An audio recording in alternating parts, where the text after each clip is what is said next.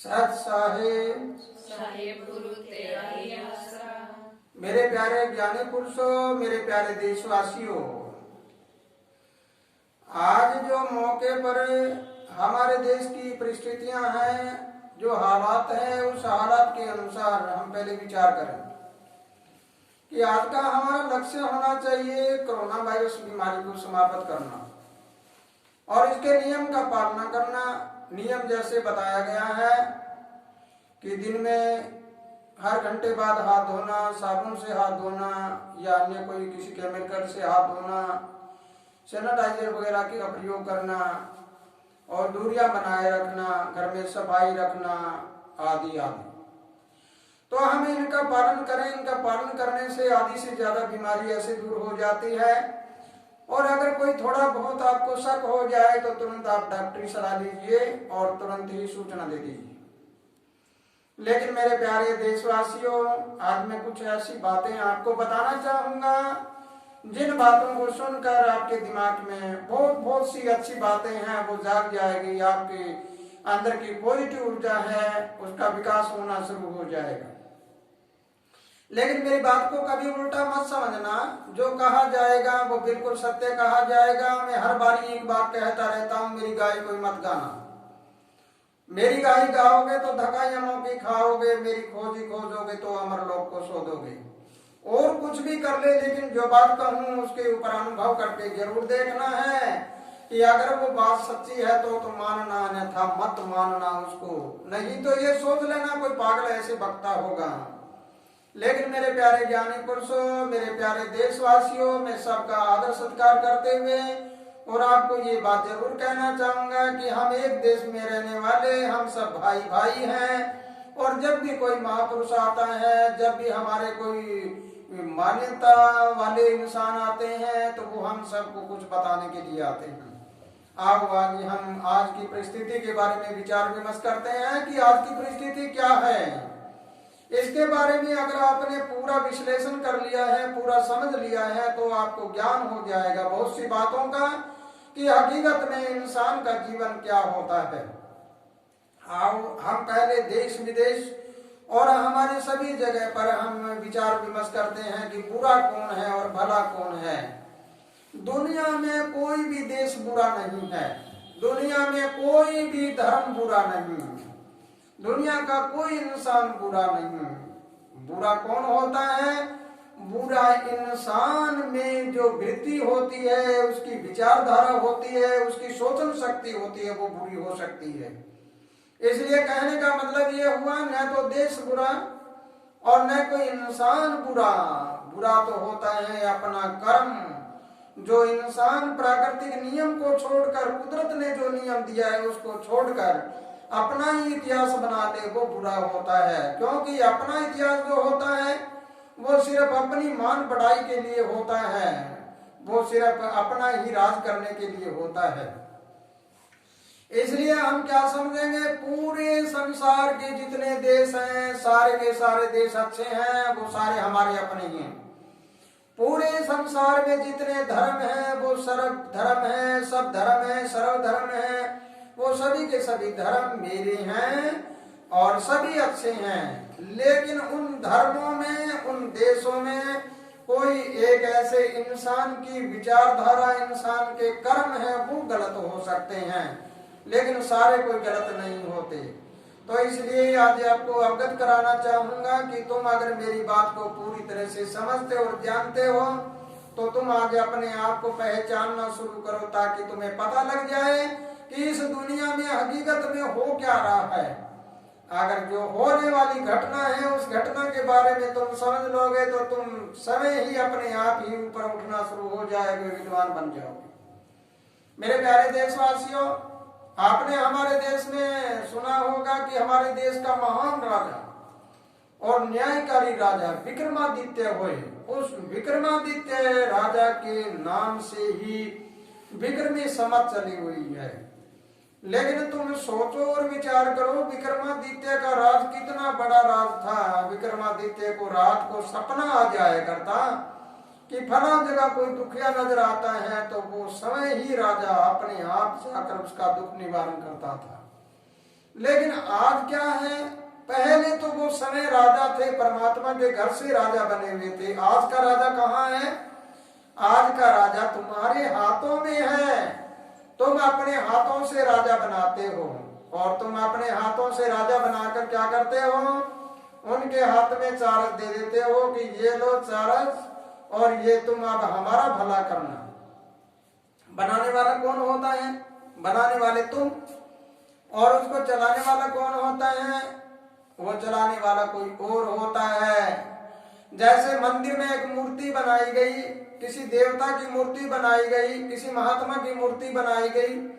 जब मूर्तिकार मूर्ति बनाता है तो उसके सिर के ऊपर हाथ फेर देता है, मुंह पे हाथ फेरता है, और उसको साफ करता है। तो यहाँ से कोई वो औजारों से साफ भी करता है, उसको रंग भी करता है।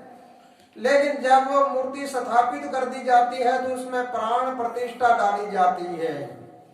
प्राण प्रतिष्ठा जब डाल दे तो फिर वो मूर्तिकार, जो मूर्ति बनाने वाला है, वो मूर्तिकार भी उसके आगे हाथ जोड़ता है, नमस्कार करता है, माथा टेकता है। क्या आपको ये बात समझ आई है? अगर मेरी इस बात को समझते और जानते हो तो हमारे देश में जैसे प्रजातंत्र राज है, प्रजातंत्र राज क्या राजा है, उसको राजा को कौन बनाता है? राजा को बनाने वाले तुम होते हो। और जब राजा को बनाने लगते हैं तब तुम लोग क्या करते हो? गरीब से गरीब आदमी उस राजा के साथ हाथ मिला सकता है। लेकिन जब वो राजगद्दी पे बैठ जाए तब क्या होता है?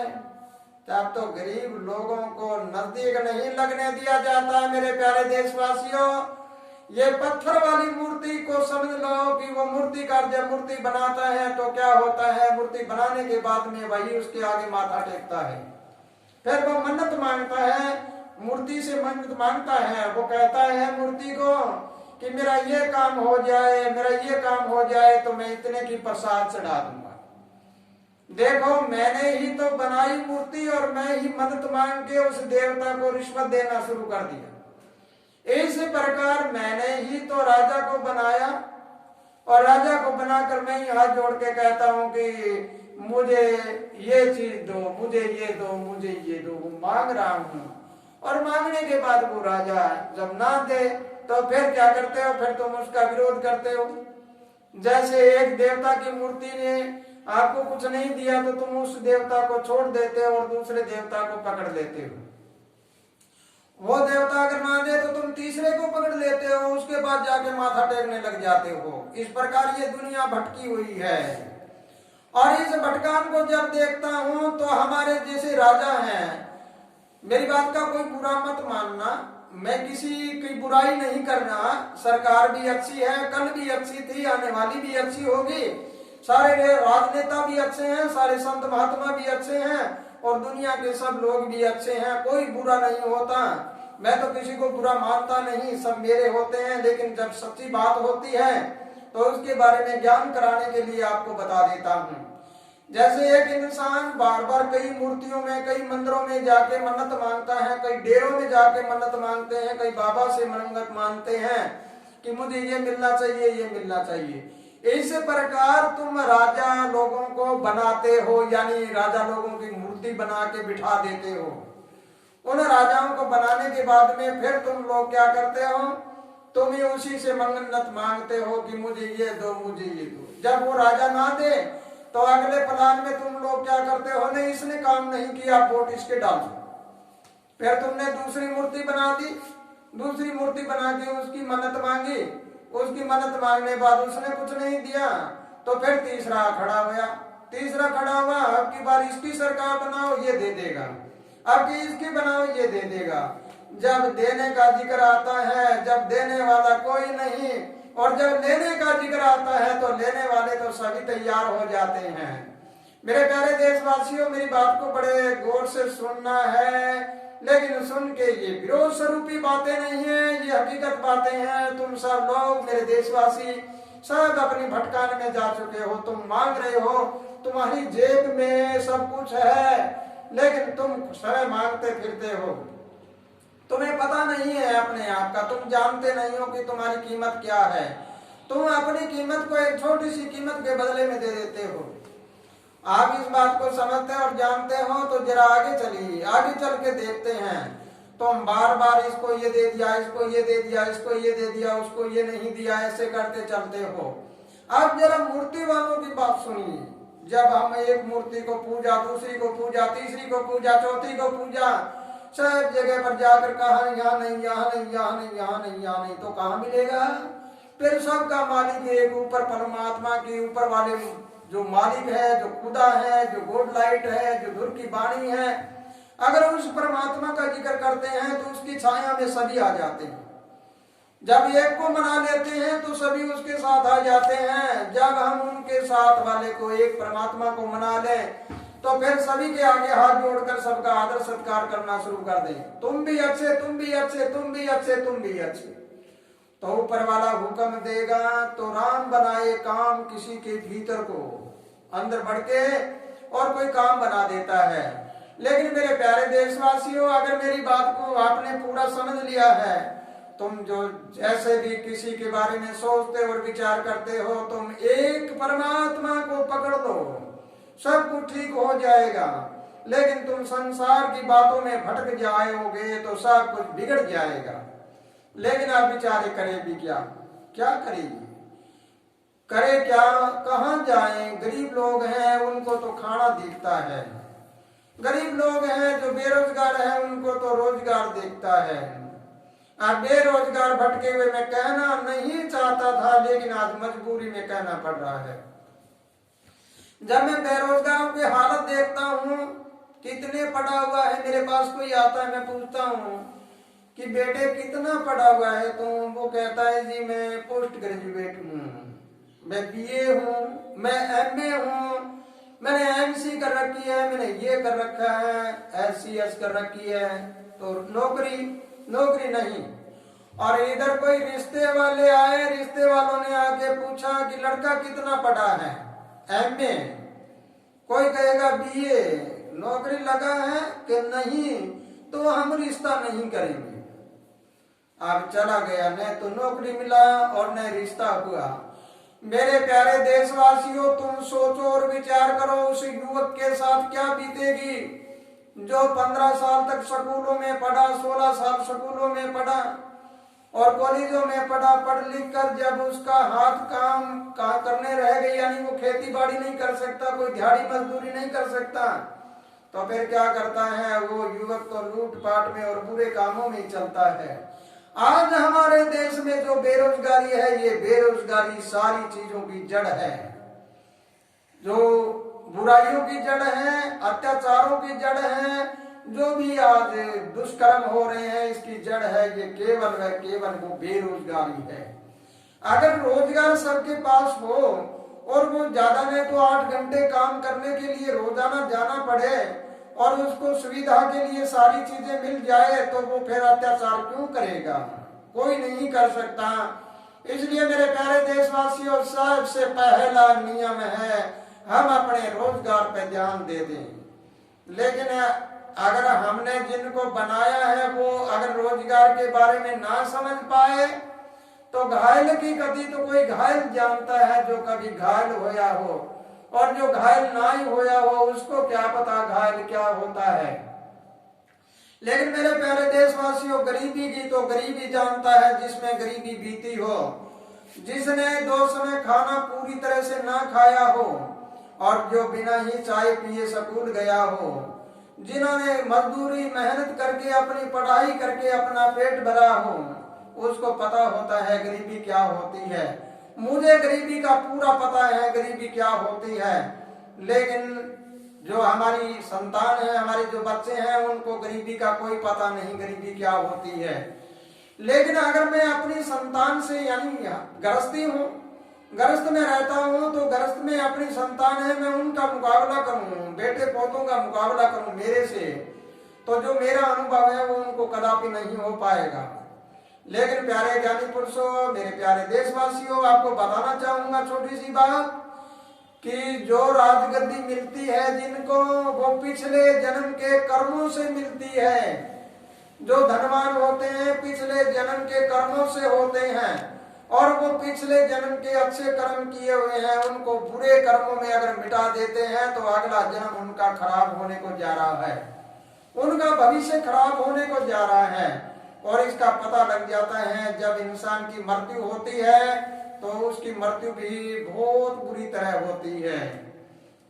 इसलिए मेरे प्यारे देशवासियों, अगर मेरी इस बात को समझते हो और जानते हो तो तुम्हारे पास बहुत बड़ा खजाना है। इस खजाने को तुम पूर्ण रूप से समझ नहीं पा रहे कि खजाना मेरे हाथ में है, लेकिन तुम स्वयं बेरोजगार होकर, स्वयं गरीब बनकर, स्वयं दुखी होकर दूसरे के आगे हाथ फैला रहे। तुम्हारे आगे पहले हाथ फैलाए जाते हैं, तुम फिर उनके आगे हाथ फैलाते हो। अब तुम दो, तुम्हारे दिए हुए में से ही तुम्हें जो देते हैं और वही देने में आनाकानी करते हैं और तुम रो रहे हो। और जब तुम्हारे रोने के आंसू पूंछने के लिए जब समय आएगा, जब छोटा छोटा टुकड़ा डाला और तुम सब लोग पंगल जाते हो। लेकिन याद रखो हमारा संविधान क्या कहता है। हमारे संविधान में मौलिक अधिकार है, वो क्या कहता है, फंडामेंटल रूल क्या कहता है। अगर हमारी ये बात आपको पूरी तरह समझ आ जाती है तो संविधान हमारा लचीला तथा कठोर है। इसके बारे में शायद आपको पता है या नहीं। लचीला इसलिए है कि हम उसके अनुच्छेदों को बदल सकते हैं बहुमत के द्वारा, और कठोर इसलिए है कि उसमें जो दी गई धाराएं हैं वो बड़ी मजबूत धाराएं हैं। उन धाराओं के तहत हमारा राज चलता है। लेकिन संवैधानिक बात को जब समझते और जानते हैं तो शायद ही कोई जानता है इन बातों को। संविधान की बात नहीं होती, ये तो मेरे अपने विधान की होती है। मैं जैसे चलाता हूँ वैसे चलता है। इसलिए मेरे प्यारे देशवासियों, ज्यादा नहीं कहकर मैं अपने आप को यही समझाना चाहूंगा कि तुम अगर समझ जाते हो, तुम जान जाते हो तो पहले बेरोजगारी की जड़ है। आज बेरोजगार जो हो रहे हैं उनमें कौन कौन है। सबसे पहला तो गरीब तबका है जो मजदूर किसान है। दूसरा है वो मध्यम वर्ग के किसान है, और छोटे छोटे उद्योगपति है। आज सारे गिरा रहे हैं, रो रहे हैं सारे। उनके आंसू कौन पूछे। कहाँ गए उनके पास जो धन था, वो कहाँ गई उनकी जो फसल थी, वो फसलें सारी ब्याज में जा चुकी है। गरीब आदमी है, सब कर्जवान है। कोई भी ऐसा नहीं है कि जो धनवान होता है। सारे कर्जे में टूटे पड़े हैं, और कर्जे के ऊपर कर्जा होता है। एक तरफ ब्याज पे ब्याज बढ़ता जा रहा है। दुनिया ब्याज कमाने वाले वो तो आगे बढ़ गए, और जो कर्जा लेने वाले हैं वो गिरते गए। इस देश में गरीब गरीब हो गया और अमीर अमीर होता चला जा रहा है। लेकिन मेरे प्यारे देशवासियों, मैं ये बात कहता हूँ किस लिए। मैं एक संत महात्मा के चोले में हूँ। मैं किसी के अधीन नहीं, न मैं जाति के, न धर्म के, न समाज के, न पुराने ग्रंथों के, न मैं किसी देहधारी गुरु के। मैं तो केवल आपको समझाने के लिए आया हूँ। अगर मेरी बात को कोई समझता है और जानता है तो कोई पूरी तरह से मेरी बात को समझ लेना कि मैं तो मरा हुआ हूँ। मरे हुए के ऊपर क्या करे कोई, क्या कहे, कैसे कहे। लेकिन मैं तो जिंदा इसलिए नहीं रहना चाहता कि इस संसार में क्या हो रहा है ये देखने के लायक नहीं। इसलिए मैं तो पहले ही अपने आप में मरा हुआ हूँ। जो बात कहूंगा वो सच्ची कहूंगा। जीना सत्य बोल के जियो चाहे 2 दिन, झूठ बोल के 100 साल जीना बेकार है। मत जियो ऐसा जीना, चाहे राजा हो चाहे प्रजा हो। जीना जीव कल्याण में, दूसरों की भलाई के लिए जियो चाहे 2 दिन। अपना पेट भरने के लिए 100 वर्ष जीते हैं तो मत जियो ऐसा जीना, वो जीना बेकार है। इसलिए मेरे प्यारे देशवासियों, मेरी इस कथन को अगर तुम समझते हो, मेरे इस दर्द को समझते हो, तो ये दर्द मेरा नहीं। मुझे रोटियां मिलती है, मुझे बैठने के लिए छोटा मोटा कमरा है, कोई बात नहीं। छोटा मोटा आश्रम है, कोई बात नहीं। हमारी गौशाला भी है, कोई बड़ी बात नहीं। सब कुछ परमात्मा ने दिया है। जो टाइम पर रोटी मिल जाती है वो बहुत अच्छा होता है। चाहे हम मृत रोटी खा ले वो भी अच्छा होता है। लेकिन अगर देशवासियों की दुख दर्द को, उनके आंसुओं को हमने नहीं देखा तो संत मत भंग हो जाता है। इसलिए मेरे प्यारे देशवासियों, सभी संत मत की ओर चलिए। संत मत क्या होता है? भगवा कपड़ा पहनने से कोई संत बन नहीं सकता कभी भी। घर छोड़ने से भी नहीं बन सकता। वो तो संत मत धारण करना पड़ता है। हमारी विचारधारा संत मत की होनी चाहिए। संत पेड़ की तरह होता है जो खुद तो आंधी तूफानों में झूलता है और दूसरों को बचाता है। संत मोमबत्ती की तरह होता है। मोमबत्ती खुद जल जाती है लेकिन दूसरों को उजाला देती है। इस प्रकार संत का हृदय वो क्या होना चाहिए? आज हमारे देश में जितने संत हैं उनके हृदय क्या कह रहे हैं? मैं तो सभी संतों से आवेदन करूंगा कि तुम्हारे हृदय पंगल जाने चाहिए। और तुम इस गरीब जनता को देख लो क्या हो रहा है। आज 90% लोग हैं वो विचारधारा में नहीं बल्कि हकीकत में गरीब हो चुके हैं। पहले तो गरीबी का विचार था, आज तो सब तरह तरह कर रहे हैं। क्या हो रहा है ये, इस बात को अगर समझते हैं तो सारे संत महात्मा लग जाओ एक तरफ और सारे के सारे अपने विचारों को जीव कल्याण में लगा दो और इस जाति धर्म समाज के इस चक्कर को बंद कर दो। कोई बुरा नहीं होता, सभी धर्म अच्छे होते हैं। धर्म का संस्थापक ने जब धर्म चलाया था मानव धर्म था, दीवारें नहीं थी। ये दीवारें तो हमने निकाली है, तो दीवार को गिराएगा कौन? मैंने निकाली तो मैं ही गिराऊंगा। अगर हम दीवारों को गिरा देते हैं तो हम सब एक हो जाते हैं, तो हम नारा क्या लगाएंगे? नारा हमारा होना चाहिए भाईचारा जिंदाबाद, फिर देश रहेगा सदा आबाद। ये नारा बुलंद कर दो जगह जगह पर, फिर देखो आनंद क्या होगा जीने का। फिर देखो मेरे देश की स्थिति क्या बन सकती है। हमारा देश विश्व का गुरु बन सकता है, लेकिन विश्व का गुरु बनने के लिए एकता हमारे में है नहीं। हम तो हिंदू मुस्लिम सिख ईसाई और जाति धर्म समाज के चक्कर में पड़ के लड़ रहे हैं। भाई भाई लड़ रहे हैं और भाई भाई लड़ रहे हैं और भाई भाइयों का पिता है जो हमारे देश के राजा हैं, वो राजा है, वो देख रहे हैं। एक पिता देख रहा है अपने बच्चों को लड़ते हुए। देखो कितनी अजीब बात है, पिता को नहीं देखना चाहिए लड़ते हुए, पिता को एकता कराना चाहिए। वो याद करो, एक जमींदार की कहानी कहते हैं। उस जमींदार के 4 बेटे से वो लड़ रहे थे। जब जमींदार मरने लगा तो मरते वक्त उन्होंने लकड़ी का गट्ठा मंगाया और लकड़ी का भारा मंगाकर कहा कि बेटे इस लकड़ी को तोड़ो। आप वो तोड़ने लगे तो वो नहीं टूटा भारा। फिर उन्होंने कहा एक एक लकड़ी को तोड़ो। एक एक लकड़ी को तोड़ा तो टूट गया। तब जमींदार ने कहा था कि मेरे प्यारे बेटो, जब मैं चला जाऊं तो पीछे से तुम भारे की तरह एकता में रहना। एकता में रहोगा, कोई तोड़ नहीं सकेगा। अगर एक एक लकड़ी होगी तो सब तोड़ देंगे तुम्हें। इस प्रकार देश का अगर बच्चा बच्चा एक हुआ तो हमारे देश को तोड़ने वाला कोई नहीं। अगर हमारे देश की एक एक लकड़ी खिंडा दी तो हम सब टूट जाएंगे। टूटा हुआ को कभी नहीं मिलता। मंदिर टूट जाए, मस्जिद टूट जाए और कुछ टूट जाए, वो ईंट सीमेंट सरिया गारा से बना सकते हैं, लेकिन अगर इंसानों का दिल टूट गया तो वो कैसे बनाएंगे? कांच कटोरा मोती मन ये टूटे फिर ना मिले, चाहे लाख कर लो कोई जतन।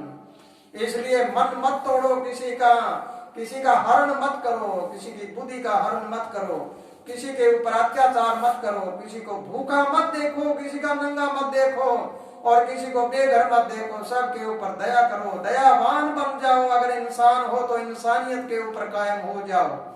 इसलिए मेरे प्यारे देशवासियों, मेरा तो यही आवेदन है और मेरा तो जीवन आपके समर्पित है। मेरे जीवन में जो भी घटना घटती है वो घटने दो। मेरी अगर शरीर में खून की बूंद है वो हिंदुस्तान में अगर छिड़कनी है तो भी उस खून को छिड़क लो, लेकिन देश में शांति करा दो। कैसे ही हो, शांति कराने के लिए कुछ भी करना पड़ जाए, बलिदान देना पड़ जाए, कोई बड़ी बात नहीं होती।